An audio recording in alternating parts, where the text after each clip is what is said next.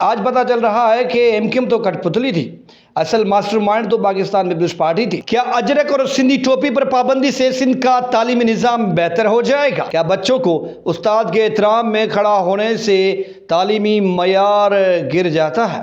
کیا ثقافت سے دوری کرپشن کے زہر کا علاج ہے؟ اگر یہ سوالات آپ کو بے تکے لگ رہے ہیں تو آج میں جو سچائی بتانے لگا ہوں وہ سن کر آپ کے رونگٹے کھڑے ہو جائیں گے۔ 2009 میں جب صدر آصف علی زرداری افغانستان کے سرکاری دورے پر تھے تو اس وقت انہوں نے سندھی ٹوپی پہنی ہوئی تھی، تو ایک مخصوص میڈیا گروہ نے اسے تنقید کا نشانہ بنایا۔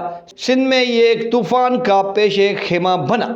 علی قاضی کی اپیل پر 6 دسمبر کو سندھ بھر میں سندھی ٹوپی ڈے منایا گیا۔ یہ دن بعد میں سندھی ثقافت دن میں تبدیل ہو گیا، مگر آج حکومت سندھ نے اسکولوں میں بطور تحفہ اجرک اور ٹوپی دینے پر پابندی لگا دی ہے۔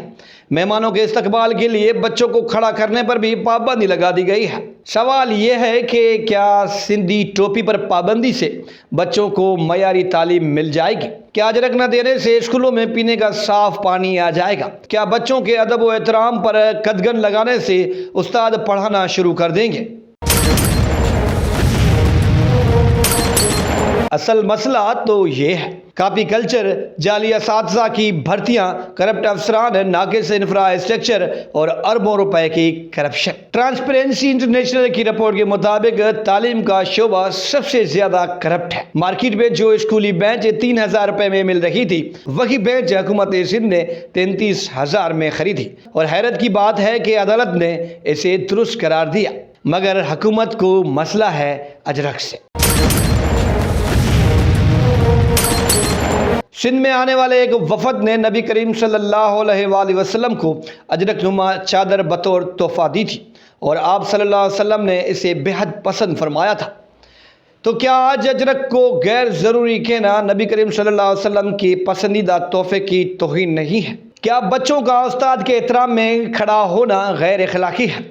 نبی کریم صلی اللہ علیہ وسلم نے فرمایا، وہ ہم میں سے نہیں جو بڑوں کا ادب نہ کرے اور چھوٹوں پر رحم نہ کرے۔ تاریخ گواہ ہے، جن قوموں نے اپنی ثقافت، زبان اور لباس چھوڑا وہ مٹ کر رہ گئے۔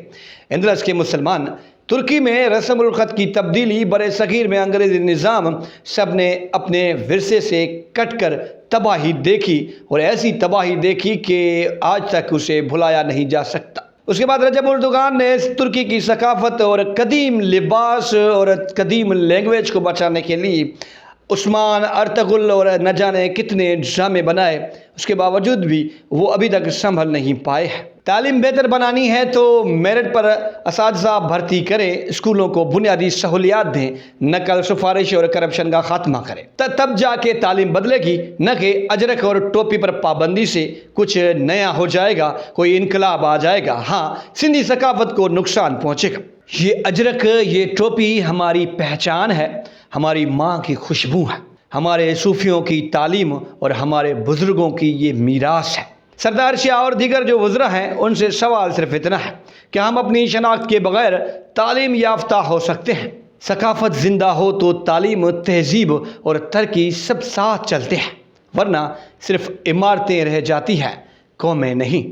ماضی میں ہم سنتے تھے کہ پاکستان پیپلز پارٹی سندھ کارڈ کھیلتی ہے، لیکن ہم نے سندھی ٹوپی اور اجرک سے متعلق جو فیصلہ ہے، اس کے بعد جب اینالائز چیزیں کی تو ہمیں پتہ چلا کہ ماضی میں پاکستان پیپلز پارٹی کیسے دیگر جو جماعتیں ہیں انہیں استعمال کرتی تھی۔ خاص طور پر MQM، جو کہ ہمیشہ تخت کے پیچھے بھاگنے والی اور بھوکی جماعت ہے، اسے خوب استعمال کیا جاتا ہے اور سندھیوں کے خلاف زہر اگلا جاتا ہے، سندھ توڑنے کی باتیں کی جاتی ہیں۔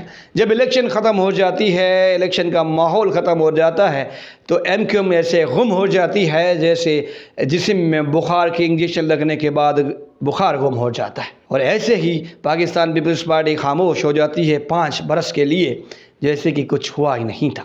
پیپر ورک میں بجٹ گم ہو جاتی ہے، میرٹ کا جنازہ نکل جاتا ہے، تعلیم یافتہ ٹیچرز کو دھکے دیے جاتے ہیں، لیڈی ہیلتھ ورکر کو جوتے مارے جاتے ہیں، لاٹھیاں ماری جاتی ہیں، اور سردار شاہ نکلتے ہیں، بڑی بڑی تبدیلی کی باتیں کرتے ہیں، بھاشن دیتے ہیں کہ سندھی اجرک اور ٹوپی کیونکہ بچے بڑوں کی شان میں اٹھ کر کھڑے ہو جاتے ہیں تو یہ توہین ہے۔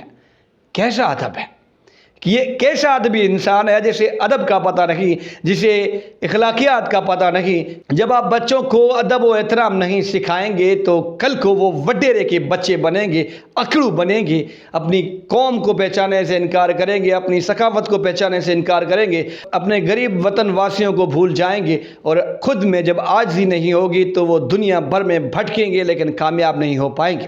تو میں سمجھتا ہوں پاکستان پیپلز پارٹی کی حکومت سندھ کا جو یہ فیصلہ ہے سندھ کے خلاف ہے، اور سندھ کی ثقافت کے خلاف ہے، سندھ کی تہذیب کے خلاف ہے۔ یہ ہماری ماؤں کی وراثت ہے، یہ ہمارا 12,000 سال پرانا ایک سلسلہ ہے جسے ختم کرنے کے لیے پاکستان پیپلز پارٹی آہستہ آہستہ مشن پر گامزن ہے۔